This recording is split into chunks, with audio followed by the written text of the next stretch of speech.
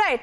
Rajlakshmi, if I can come to you, because the drug angle is one, and it was very important that details of that came to light, especially what has been happening in Bollywood for decades and how they all have been hiding under this garb with nobody talking about it. Kangana's revelations that have also brought this whole angle into focus, and the NCB is questioning Rhea. Uday Singh Gauri also, when we are talking, he is being questioned by the CBI. But important now also that with the three agencies working on this very case, working on these very angles, the CBI probing the murder link and the connection between Disha and Sushant's link, certainly more details to emerge after they all are spoken with what has come to light.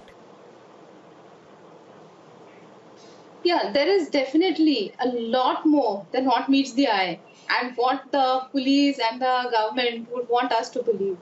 You know, there have been so many inconsistencies in all of these, their statements all along, right from the way in which, the door was supposedly broken, after they waited for so long for the key maker, and, the way in which the pictures were circulated everywhere, the way in which we don't know how many bodies actually were taken out, and there were so many inconsistencies in the statements, in the WhatsApp chats, and they tried to make it look as if there was in such a tearing hurry to declare it as a suicide, and also they added the depression angle so quickly, and everything was being it was a systematic way in which the whole thing was being brushed under the carpet.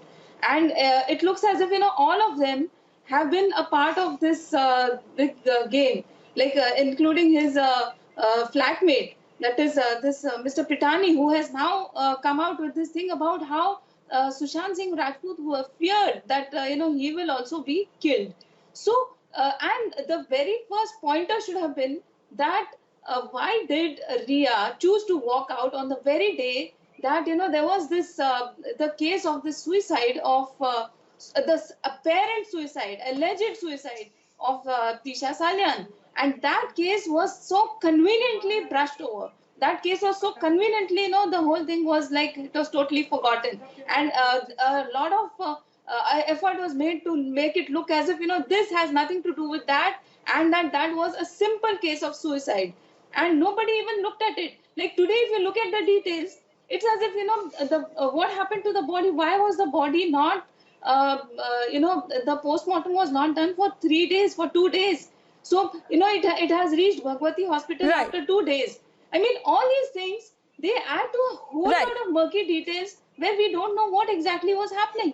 And the Maharashtra police, the Mumbai police, which is actually so efficient that, they are being compared with the Scotland Yard, which I would totally agree with, and they know exactly whom to investigate, they know exactly what to do. The only thing is that they also know what they have to come out with and what they should not be coming out with, and which is why they were under this tremendous political pressure about why they should not be coming out with all of that. And they knew whom to put into quarantine, and even the government also, two important people come out and make statements. Why did they have to come out and say that this is a case of suicide? Why were they in such a hurry? Why was Mr. Anil Deshmukh in such a hurry to come out and say that it was a case of suicide? He could have said that there are some investigations being made. Rajlakshmi, as far as the political pressure on the police is concerned, that has very well been established by the kind of developments and happenings we've seen in the city of Mumbai for the past many days, of how the Shiv Sena has come heavy